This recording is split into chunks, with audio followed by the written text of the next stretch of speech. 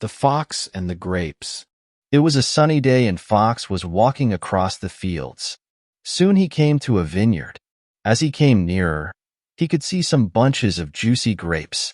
The fox looked carefully around him. He had to make sure that he was safe from the hunters.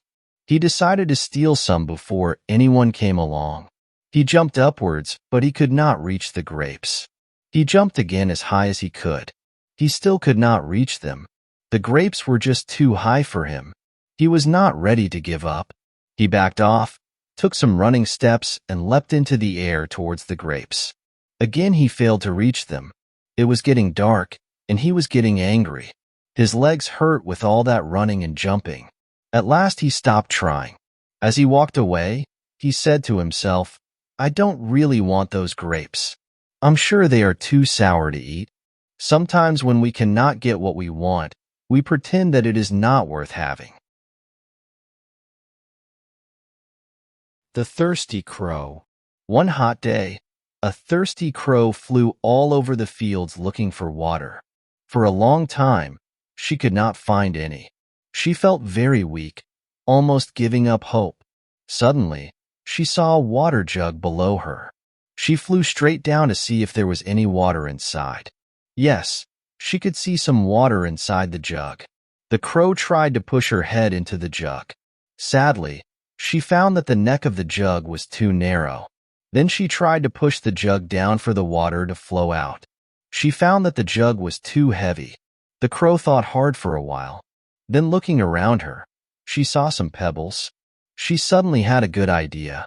She started picking up the pebbles one by one, dropping each into the jug. As more and more pebbles filled the jug, the water level kept rising. Soon it was high enough for the crow to drink.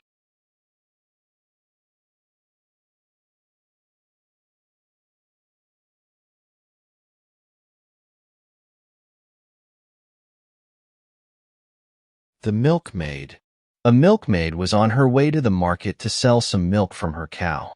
As she carried the large jug of milk on top of her head, she began to dream of all the things she could do after selling the milk. With that money, I'll buy 100 chicks to rear in my backyard. When they are fully grown, I can sell them at a good price at the market. As she walked on, she continued dreaming. Then I'll buy 2 young goats and rear them on the grass close by. When they are fully grown, I can sell them at an even better price.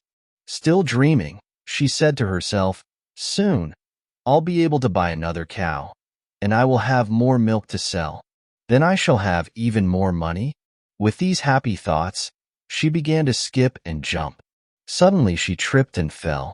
The jug broke and all the milk spilt onto the ground. No more dreaming.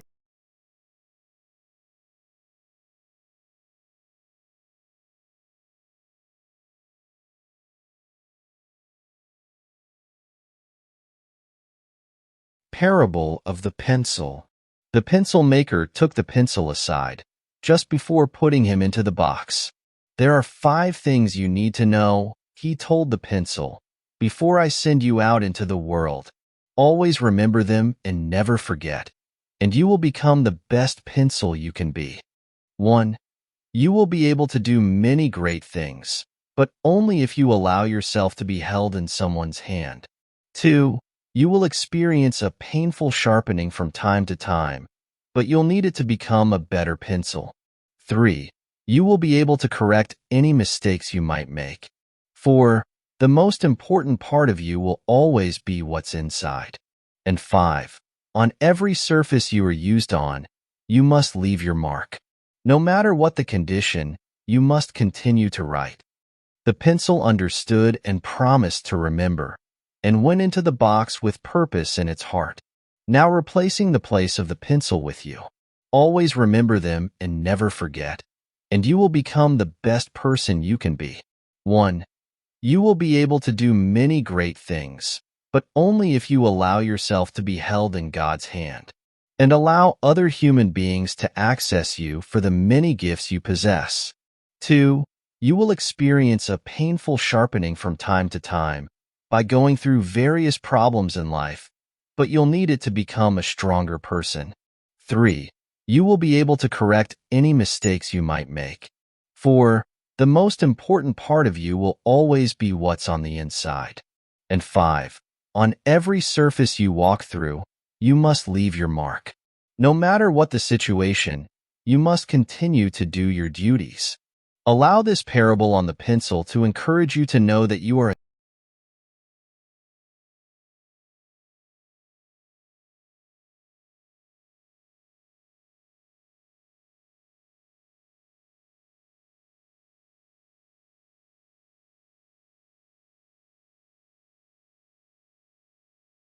The Boy and the Apple Tree. A long time ago, there was a huge apple tree. A little boy loved to come and play around it every day. He climbed to the treetop, ate the apples, and took a nap under the shadow. He loved the tree, and the tree loved to play with him. Time went by. The little boy had grown up, and he no longer played around the tree every day. One day, the boy came back to the tree, and he looked sad. "Come and play with me," the tree asked the boy. "I am no longer a kid. I do not play around trees anymore," the boy replied. "I want toys. I need money to buy them." "Sorry, but I do not have money, but you can pick all my apples and sell them. So, you will have money." The boy was so excited. He grabbed all the apples on the tree and left happily. The boy never came back after he picked the apples. The tree was sad. One day, the boy who now turned into a man returned, and the tree was excited. "Come and play with me," the tree said. "I do not have time to play. I have to work for my family. We need a house for shelter. Can you help me?" "Sorry, but I do not have any house. But you can chop off my branches to build your house." So the man cut all the branches of the tree and left happily. The tree was glad to see him happy, but the man never came back since then. The tree was again lonely and sad. One hot summer day, the man returned and the tree was delighted. "Come and play with me," the tree said. "I am getting old. I want to go sailing to relax myself. Can you give me a boat?" said the man.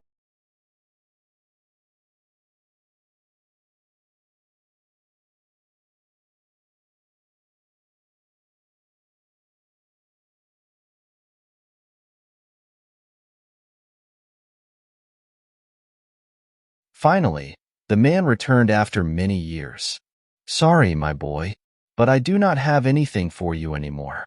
"No more apples for you," the tree said. "No problem. I do not have any teeth to bite," the man replied. "No more trunk for you to climb on."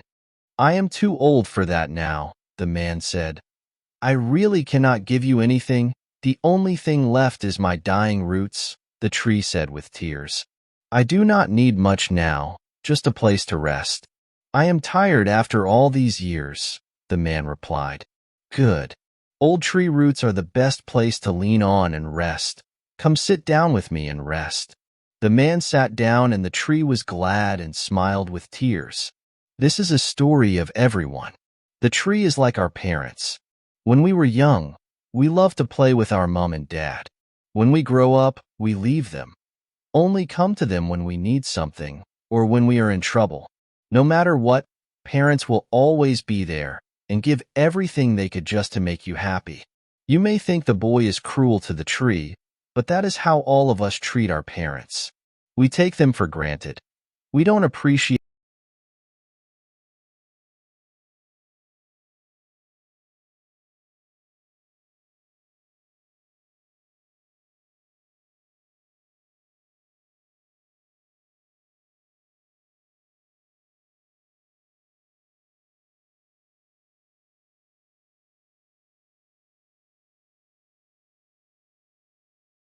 the angel. Once upon a time, there was a child ready to be born. One day the child asked God, "They tell me you are going to send me to earth tomorrow, but how am I going to live there being so small and helpless?" God replied, "Among the many angels I have chosen one for you. She will be waiting for you and will take care of you." Said child, "But tell me, here in heaven, I don't do anything else but sing and smile. That's what I need to be happy." God replied, "Your angel will sing for you every day, and you will feel your angel's love and be happy."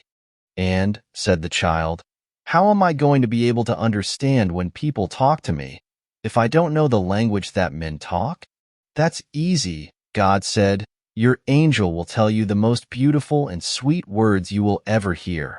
And with much patience and care, your angel will teach you how to speak. The child looked up at God, saying, and what am I going to do when I want to talk to you? God smiled at the child, saying, your angel will teach you how to pray.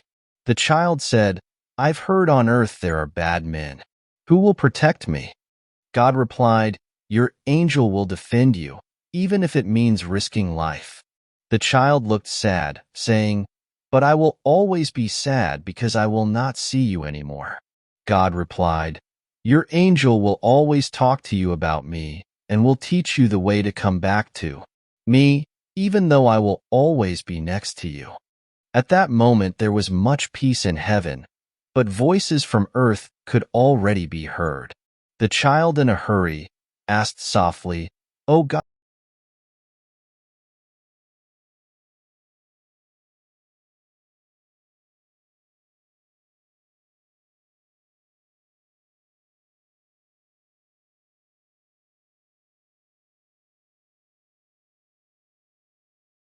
The devoted mother. A mother duck and her little ducklings were on their way to the lake one day. The ducklings were very happy following their mother and quack-quacking along the way. All of a sudden, the mother duck saw a fox in the distance. She was frightened and shouted, "Children, hurry to the lake. There's a fox." The ducklings hurried towards the lake. The mother duck wondered what to do. She began to walk back and forth, dragging one wing on the ground. When the fox saw her, he became happy. He said to himself, "It seems that she's hurt and can't fly. I can easily catch and eat her." Then he ran towards her. The mother duck ran, leading the fox away from the lake. The fox followed her. Now he wouldn't be able to harm her ducklings. The mother duck looked towards her ducklings and saw that they had reached the lake. She was relieved, so she stopped and took a deep breath. The fox thought she was tired and he came closer, but the mother duck quickly spread her wings and rose up in the air. She landed in the middle of the lake and her ducklings swam to her. The fox stared in disbelief at the mother duck and her ducklings. He could not reach them because they were in the middle of the lake. Dear children, some birds drag one of their wings on the ground when an enemy is going to attack. In this way, they fool their enemies into thinking they are hurt. When the enemy follows them, this gives their children time to escape.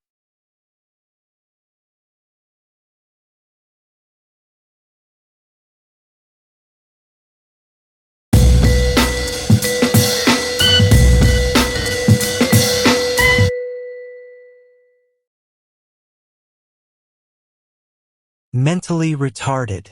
A few years ago, at the Seattle Special Olympics, 9 contestants, all physically or mentally disabled, assembled at the starting line for the 100-yard dash. At the gun, they all started out not exactly in a dash, but with a relish to run the race to the finish and win. All, that is, except one little boy who stumbled on the asphalt, tumbled over a couple of times, and began to cry. The other 8 heard the boy cry. They slowed down and looked back. Then they all turned around and went back. Every one of them. One girl with Down syndrome bent down and kissed him and said, "This will make it better." Then all 9 linked arms and walked together to the finish line.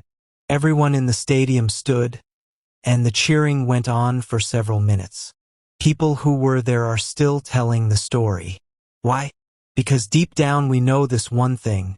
What matters in this life is more than winning for ourselves.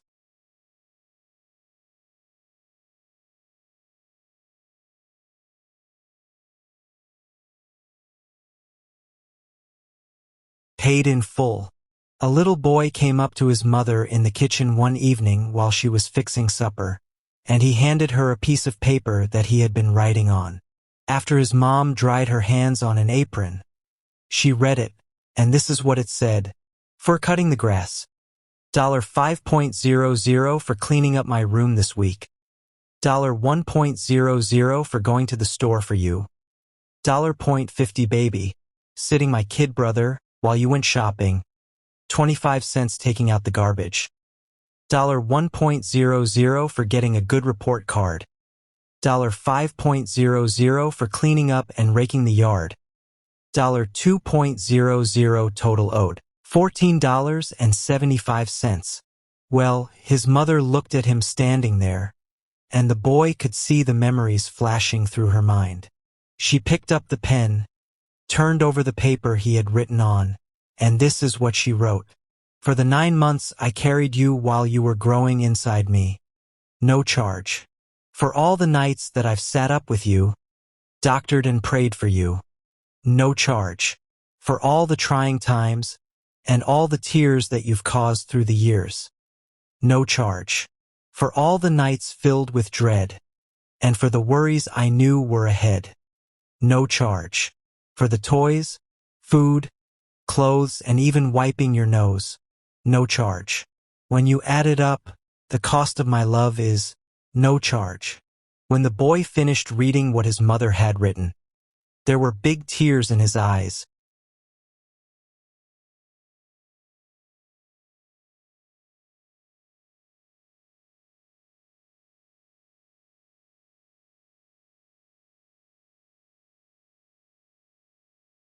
Beautiful gift. A young man was getting ready to graduate college. For many months he had admired a beautiful sports car in a dealer's showroom, and knowing his father could well afford it, he told him that was all he wanted. As graduation day approached, the young man awaited signs that his father had purchased the car. On the morning of his graduation, his father called him into his private study. His father told him how proud he was to have such a fine son, and told him how much he loved him. He handed his son a beautiful wrapped gift box.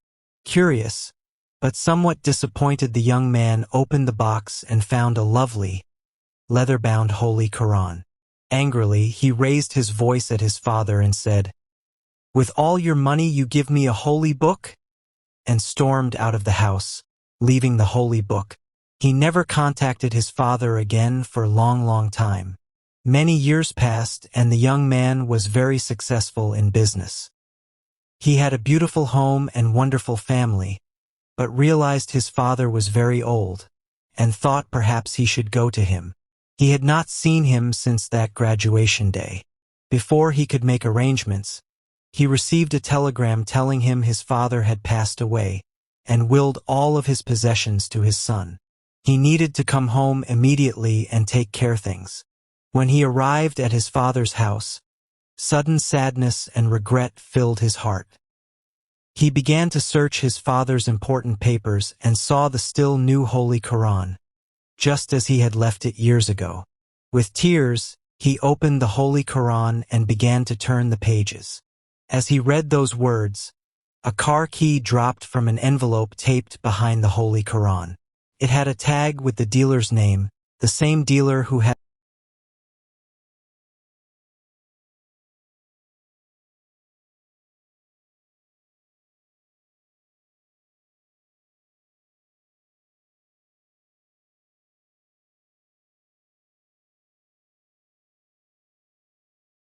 What is a family? A man came home from work late, tired and irritated, to find his 5-year-old son waiting for him at the door. Son, Daddy, may I ask you a question? Dad, yeah, sure. What is it? Replied the man's son. Daddy, how much do you make an hour? Dad, that's none of your business. Why do you ask such a thing? The man said angrily. Son, I just want to know. Please tell me, how much do you make an hour? Dad, if you must know, I make $20 an hour. Oh, the little boy replied with his head down. Looking up, he said, Daddy, may I please borrow $10? The father was furious. If the only reason you ask that is so you can borrow some money to buy a silly toy or some other nonsense, then you march yourself straight to your room and go to bed. Think about why you are being so selfish. I work hard every day for such this childish behavior. The little boy quietly went to his room and shut the door. The man sat down and started to get even angrier about the little boy's questions. How dare he ask such questions only to get some money? After about an hour or so, the man had calmed down and started to think. Maybe there was something he really needed to buy with that $10 and he really didn't ask for money very often. The man went to the door of the little boy's room and opened the door. "Are you asleep, son?" he asked. "No, Daddy, I'm awake," replied the boy. "I've been thinking. Maybe I was too hard on you earlier," said the man. "It's been a long day and I took out my aggravation on you. Here's the $10 you asked for." The little boy sat straight up, smiling. "Oh, thank you, Daddy," he yelled. Then, reaching under his pillow, he pulled out some crumpled up bills. The man, seeing that the boy already had money, started to get angry again. The little boy slowly counted out his money and then looked up at his father. "Why do you want more money if you already have some?" the father grumbled. "Because I didn't have enough, but now I do," the little boy replied. "Daddy, I have $20 now. Can I buy an hour of your time? Please come home early tomorrow. I would like to have dinner with you. Share this story with someone you like. But even better, share $20 worth of time with someone you love." It's just a short reminder to all of you working so hard in life. We should not let time slip through our fingers without having spent some time with those who really matter to us, those close to our hearts. If we die tomorrow, the company that we are working for could easily replace us in a matter of days. But the family and friends we leave behind will feel the loss for the rest of their lives. And come to think of it, we pour ourselves more into work than to our family. An unwise investment indeed. So what is the moral of the story? Don't work too hard.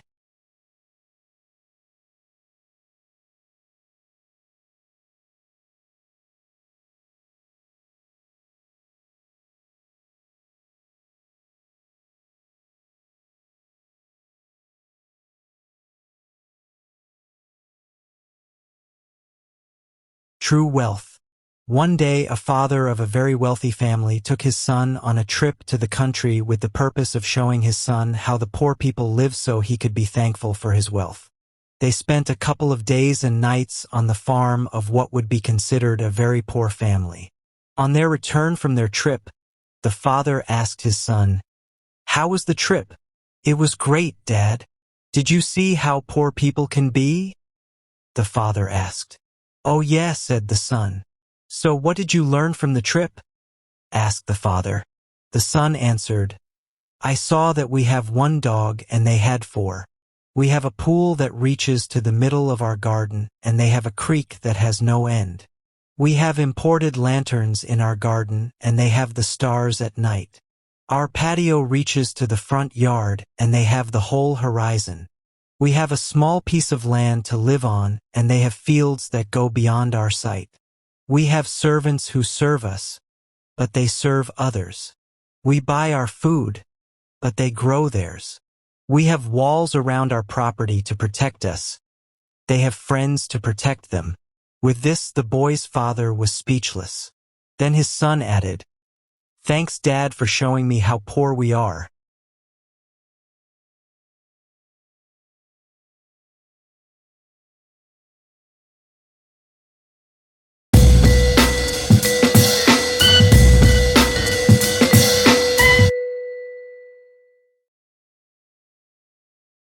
A hole in the fence. There once was a little boy who had a bad temper.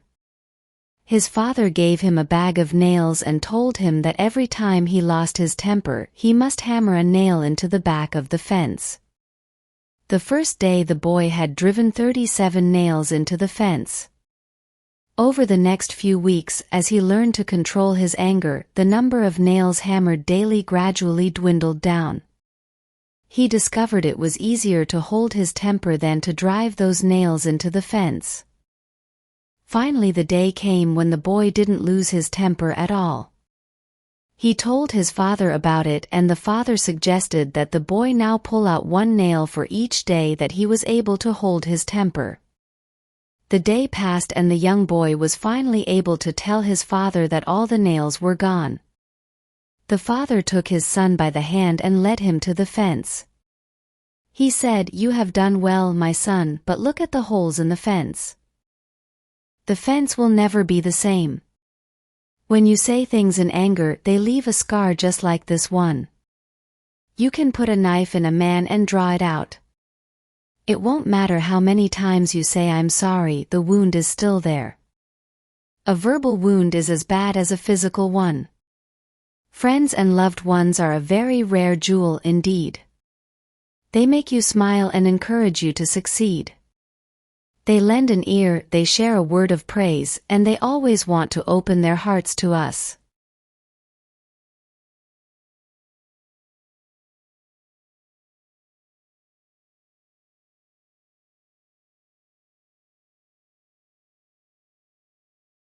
Grandpa's table. A frail old man went to live with his son, daughter-in-law, and 4-year-old grandson. The old man's hands trembled, his eyesight was blurred, and his step faltered. The family ate together at the table. But the elderly grandfather's shaky hands and failing sight made eating difficult. Peas rolled off his spoon onto the floor. When he grasped the glass, milk spilled on the tablecloth. The son and daughter-in-law became irritated with the mess. "We must do something about grandfather," said the son. "I've had enough of his spilled milk, noisy eating, and food on the floor." So the husband and wife set a small table in the corner. There, grandfather ate alone while the rest of the family enjoyed dinner. Since grandfather had broken a dish or two, his food was served in a wooden bowl. When the family glanced in grandfather's direction, sometimes he had a tear in his eye as he sat alone. Still, the only words the couple had for him were sharp admonitions when he dropped a fork or spilled food. The 4-year-old watched it all in silence. One evening before supper, the father noticed his son playing with wood scraps on the floor. He asked the child sweetly, "What are you making?" Just as sweetly the boy responded, "Oh, I am making a little bowl for you and Mama to eat your food in when I grow up." The 4-year-old smiled and went back to work. The words so struck the parents that they were speechless. Then tears started to stream down their cheeks. Though no word was spoken, both knew what must be done. That evening the husband took grandfather's hand and gently led him back to the family table. For the remainder of his days he ate every meal with the family. And for some reason neither husband nor wife seemed to care any longer when a fork was dropped, milk spilled, or the tablecloth soiled. A little things affect little minds. Benjamin Disraeli. Children are remarkably perceptive. Their eyes ever observe, their ears ever listen, and their minds ever process the messages they absorb. If they see us patiently provide a happy home atmosphere for family members, they will imitate that attitude for the rest of their lives. The wise parent realizes that every day the building blocks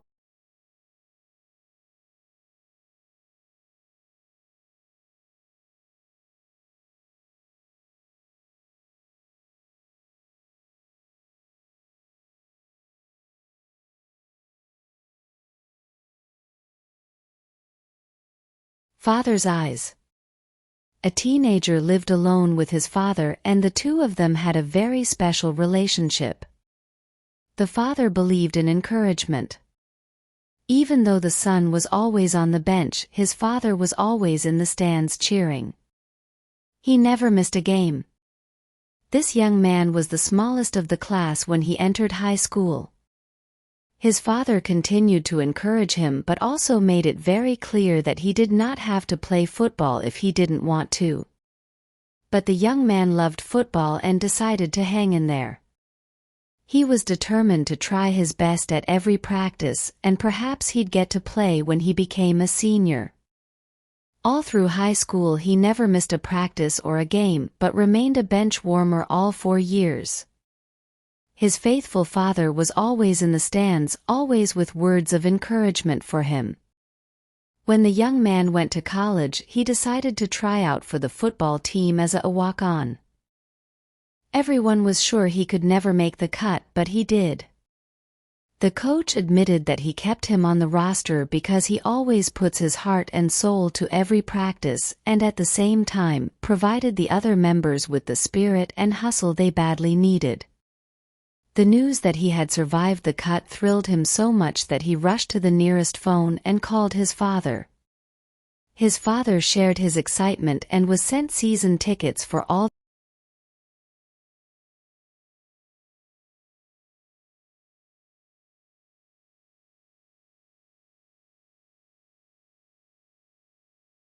It was the end of his senior football season, and as he trotted onto the practice field shortly before the big playoff game, the coach met him with a telegram. The young man read the telegram and he became deathly silent. Swallowing hard, he mumbled to the coach, "My father died this morning.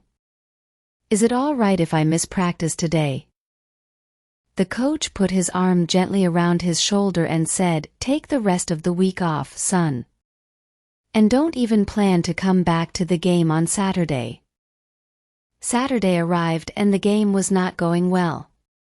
In the third quarter, when the team was 10 points behind, a silent young man quietly slipped into the empty locker room and put on his football gear.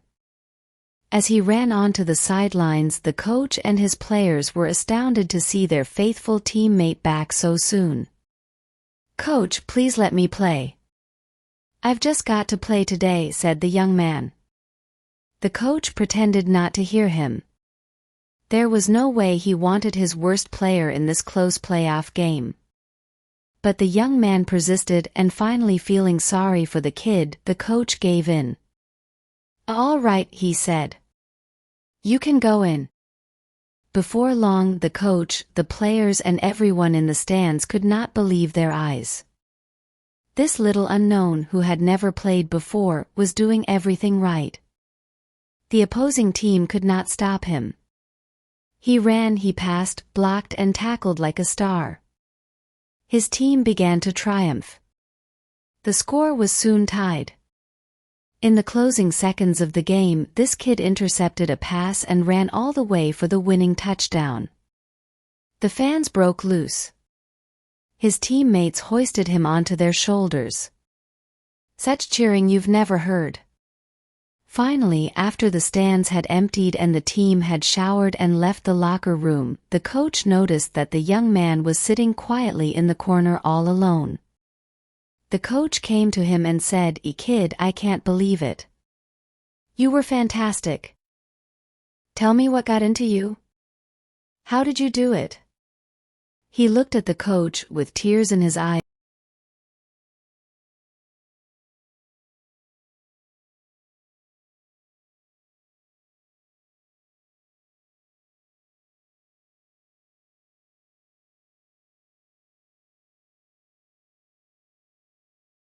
Butterfly and cocoon.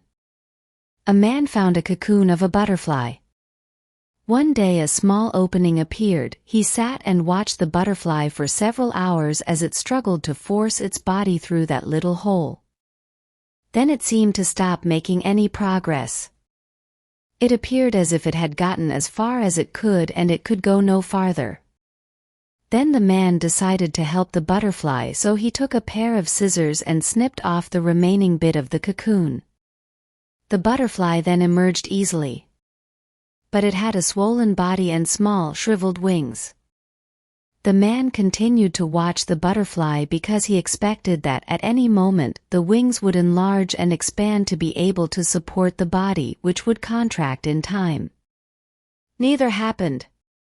In fact, the butterfly spent the rest of its life crawling around with a swollen body and shriveled wings.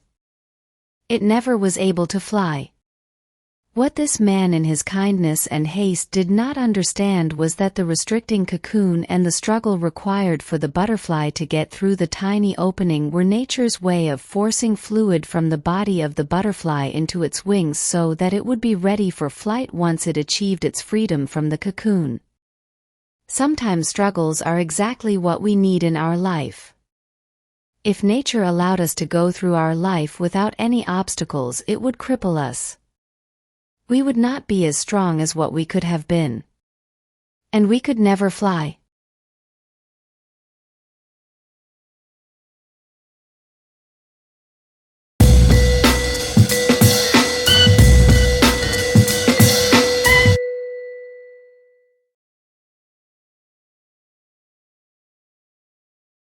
The obstacle in our path. In ancient times, a king had a boulder placed on a roadway.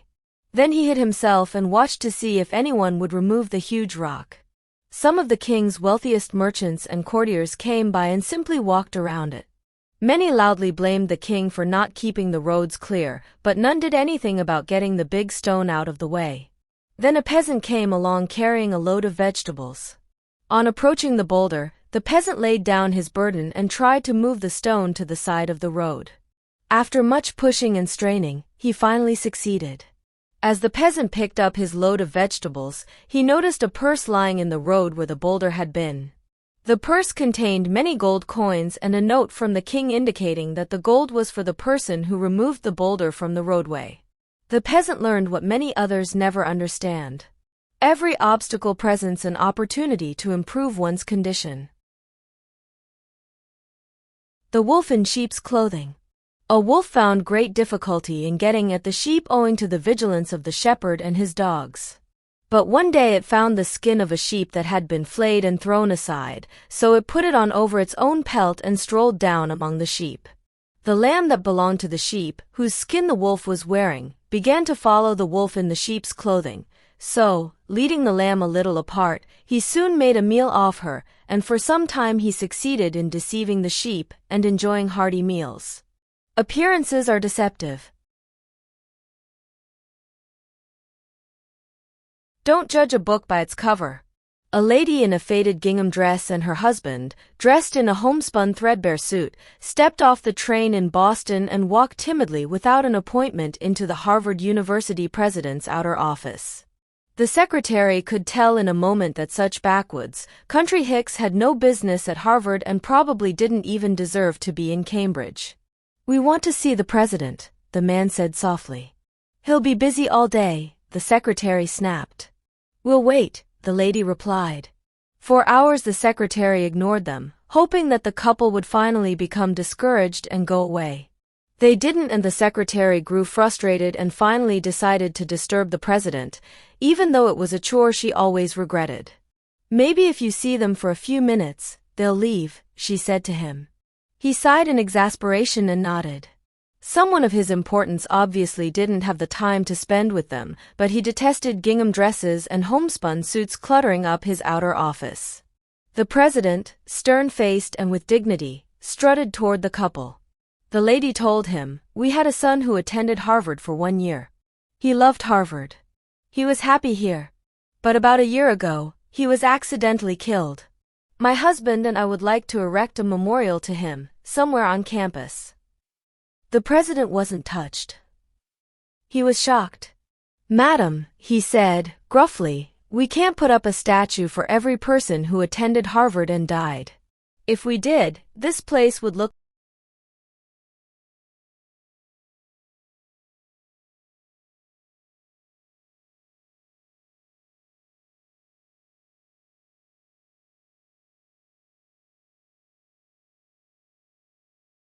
The president rolled his eyes. He glanced at the gingham dress and homespun suit, and then exclaimed, "A building? Do you have any earthly idea how much a building costs? We have over $7.5 million in the physical buildings here at Harvard." For a moment the lady was silent. The president was pleased. Maybe he could get rid of them now. The lady turned to her husband and said quietly, "Is that all it costs to start a university? Why don't we just start our own?" Her husband nodded. The president's face wilted in confusion and bewilderment. Mr. and Mrs. Leland Stanford got up and walked away, traveling to Palo Alto, California, where they established the university that bears their name, Stanford University, a memorial to a son that Harvard no longer cared about. You can easily judge the character of others by how they treat those who they think can do nothing. Mountain Story. A son and his father were walking on the mountains. Suddenly, his son falls, hurts himself and screams, "Ah!" To his surprise, he hears the voice repeating, somewhere in the mountain, "Ah!" Curious, he yells, "Who are you?" He receives the answer, "Who are you?" And then he screams to the mountain, "I admire you." The voice answers, "I admire you." Angered at the response, he screams, "Coward." He receives the answer, "Coward." He looks to his father and asks, "What's going on?" The father smiles and says, "My son, pay attention." Again the man screams, "You are a champion." The voice answers, "You are a champion." The boy is surprised, but does not understand. Then the father explains, "People call this echo, but really this is life. It gives you back everything you say or do. Our life is simply a reflection of our actions. If you want more love in the world, create more love in your heart. If you want more competence in your team, improve your competence." This relationship applies to everything, in all aspects of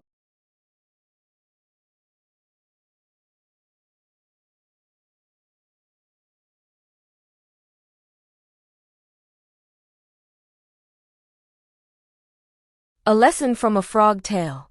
A group of frogs were hopping contentedly through the woods, going about their froggy business, when two of them fell into a deep pit. All of the other frogs gathered around the pit to see what could be done to help their companions. When they saw how deep the pit was, the rest of the dismayed group agreed that it was hopeless and told the two frogs in the pit that they should prepare themselves for their fate, because they were as good as dead. Unwilling to accept this terrible fate, the two frogs began to jump with all of their might. Some of the frogs shouted into the pit that it was hopeless, and that the two frogs wouldn't be in that situation if they had been more careful, more obedient to the froggy rules, and more responsible. The other frogs continued sorrowfully shouting that they should save their energy and give up, since they were already as good as dead. The two frogs continued jumping as hard as they could, and after several hours of desperate effort were quite weary. Finally, one of the frogs took heed to the calls of his fellows. Spent and disheartened, he quietly resolved himself to his fate, lay down at the bottom of the pit, and died as the others looked on in helpless grief. The other frog continued to jump with every ounce of energy he had, although his body was racked with pain and he was completely exhausted. His companions began anew, yelling for him to accept his fate, stop the pain and just die. The weary frog jumped harder and harder and, wonder of wonders, finally leapt so high that he sprang from the pit. Amazed, the other frogs celebrated his miraculous freedom and then gathering around him asked, "Why did you continue jumping when we told you it was impossible?" Reading their lips, the astonished frog explained to them that he was deaf, and that when he saw their gestures and shouting, he thought they were cheering him on. What he had perceived as encouragement inspired him to try harder and to succeed against all odds. This simple story contains a powerful lesson. Your encouraging words can lift someone up and help him or her make it through the day. Your destructive words can cause deep wounds. They may be the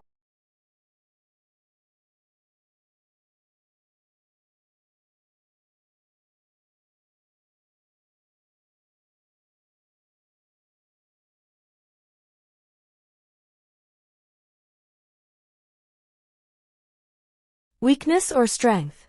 Sometimes your biggest weakness can become your biggest strength. Take, for example, the story of one 10-year-old boy who decided to study judo despite the fact that he had lost his left arm in a devastating car accident. The boy began lessons with an old Japanese judo master sensei. The boy was doing well, so he couldn't understand why, after 3 months of training, the master had taught him only one move. "Sensei," the boy finally said, "shouldn't I be learning more moves?" "This is the only move you know, but this is the only move you'll ever need to know," the sensei replied. Not quite understanding, but believing in his teacher, the boy kept training. Several months later, the sensei took the boy to his first tournament. Surprising himself, the boy easily won his first 2 matches. The third match proved to be more difficult, but after some time, his opponent became impatient and charged. The boy deftly used his one move to win the match. Still amazed by his success, the boy was now in the finals. This time, his opponent was bigger, stronger, and more experienced. For a while, the boy appeared to be overmatched. Concerned that the boy might get hurt, the referee called a timeout. He was about to stop the match when the sensei intervened. No, the sensei insisted, let him continue. Soon after the match resumed, his opponent made a critical mistake. He dropped his guard. Instantly, the boy used his move to pin him. The boy had won the match and the tournament. He was the champion. On the way home, the boy and sensei reviewed every move in each and every match. Then the boy summoned the courage to ask what was really on his mind. Sensei, how did I win the tournament with only one move? You won for 2 reasons, the sensei answered. First, you've almost mastered one of the most difficult throws in all of judo. And second, the only known defense for that move is for your opponent to grab your left arm. The boy's biggest weakness had become his biggest strength.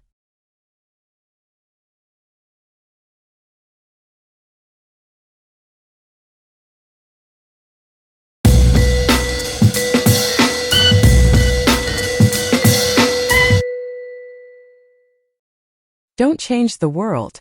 Once upon a time there was a king who ruled a prosperous country. One day, he went for a trip to some distant areas of his country. When he was back to his palace, he complained that his feet were very painful, because it was the first time that he went for such a long trip, and the road that he went through was very rough and stony. He then ordered his people to cover every road of the entire country with leather. Definitely this would need thousands of cows' skin, and would cost a huge amount of money. Then one of his wise servants dared himself to tell the king, "Why do you have to spend that unnecessary amount of money? Why don't you just cut a little piece of leather to cover your feet?" The king was surprised, but he later agreed to his suggestion, to make a shoe for himself. There is actually a valuable lesson of life in this story. To make this world a happy place to live, you better change yourself, your heart, and not the world.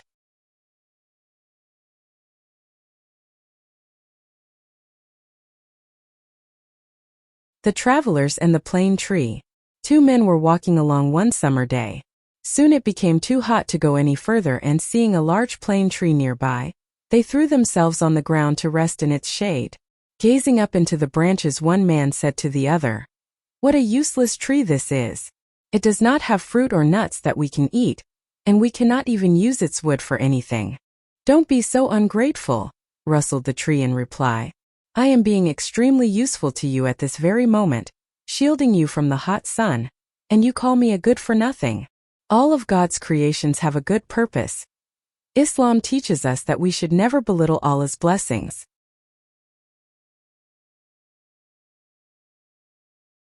Learn from mistakes. Thomas Edison tried 2,000 different materials in search of a filament for the light bulb. When none worked satisfactorily, his assistant complained, "All our work is in vain. We have learned nothing." Edison replied very confidently, "Oh, we have come a long way and we have learned a lot. We now know that there are 2,000 elements which we cannot use to make a good light bulb."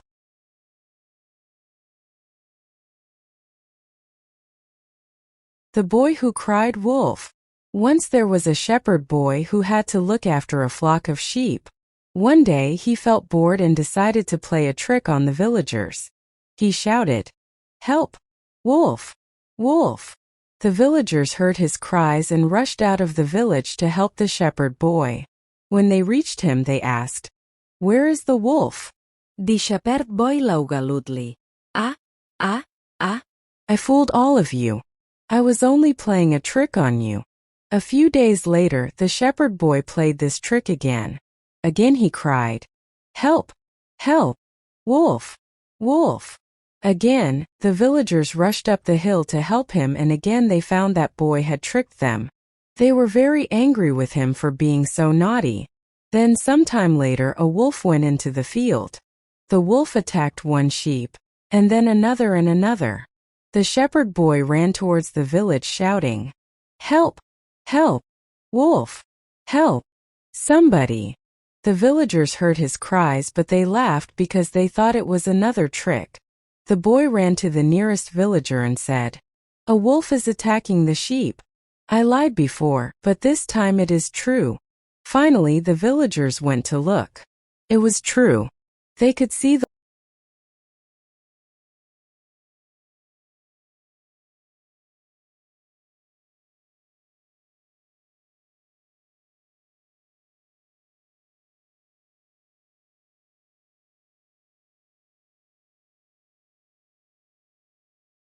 the farmer and the stork.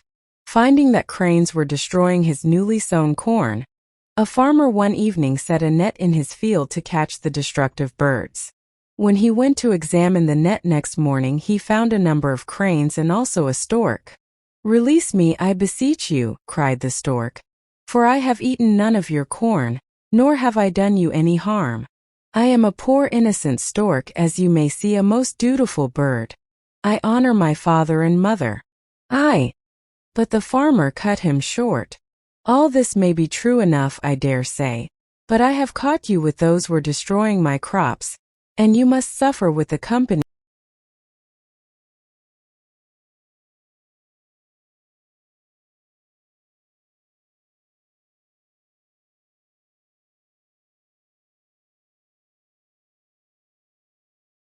The Hare and the Tortoise. A tortoise one day met a hare who made fun of her. My, you move so slowly, you will never get far." The tortoises, upset by the hare's manner, said, "Let's have a race and see who is faster." The hare laughed and said, "You must be joking. But all right, we'll see who reaches the other side of the hill first." Off he ran, leaving the tortoise far behind.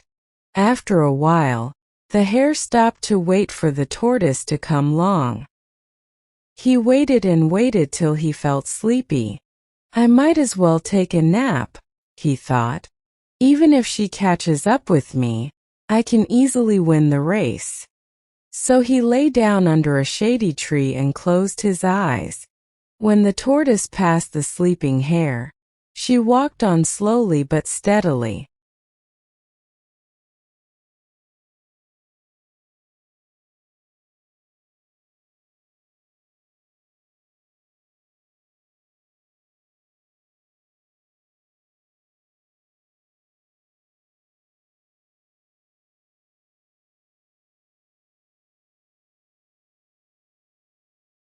The ant and the dove. One hot day, an ant was searching for some water. After walking around for some time, she came to a spring. To reach the spring, she had to climb up a blade of grass. While making her way up, she slipped and fell into the water. She could have drowned if a dove up a nearby tree had not seen her. Seeing that the ant was in trouble, the dove quickly plucked off a leaf and dropped it into the water near the struggling ant. The ant moved towards the leaf and climbed up there. Soon it carried her safely to dry ground. Just at that time, a hunter nearby was throwing out his net towards the dove, hoping to trap it. Guessing what he was about to do,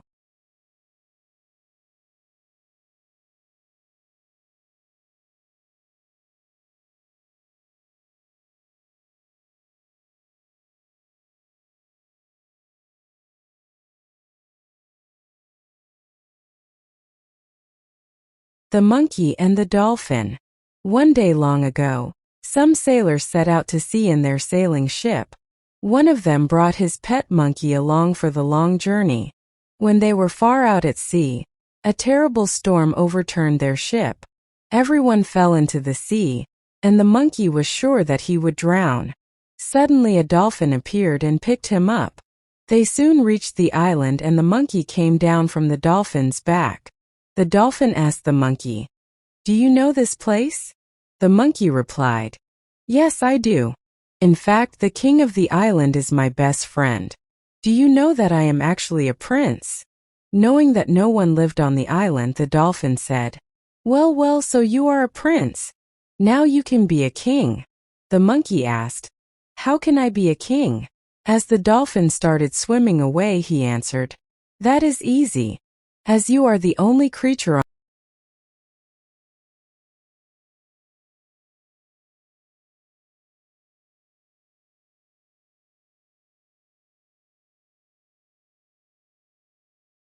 The Fox and the Stork.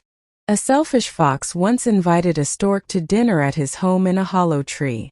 That evening, the stork flew to the fox's home and knocked on the door with her long beak. The fox opened the door and said, Please come in and share my food. The stork was invited to sit down at the table. She was very hungry and the food smelled delicious. The fox served soup in shallow bowls and he licked up all his soup very quickly. However, the stork could not have any of it as the bowl was too shallow for her long beak. The poor stork just smiled politely and stayed hungry. The selfish fox asked, Stork, why haven't you taken your soup? Don't you like it? The stork replied, It was very kind of you to invite me for dinner. Tomorrow evening, please join me for dinner at my home. The next day, when the fox arrived at the stork's home, he saw that they were also having soup for dinner. This time the soup was served in tall jugs. The stork drank the soup easily, but the fox could not.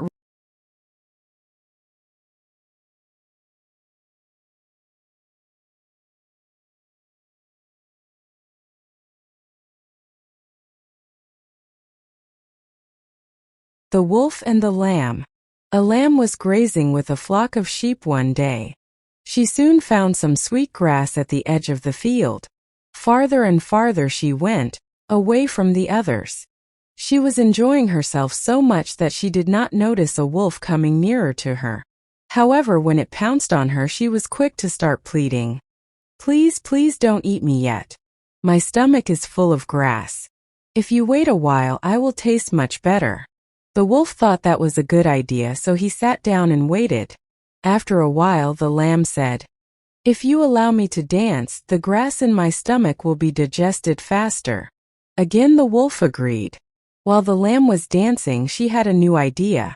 She said, Please take the bell from around my neck. If you ring it as hard as you can, I will be able to dance even faster. The wolf took the bell and rang it as hard as he could. The shepherd heard the bell ringing and quickly sent his dogs to find the missing lamb. The barking dogs frightened the wolf away and saved the lamb's life. The gentle and weak can sometimes be cleverer than fierce and strong.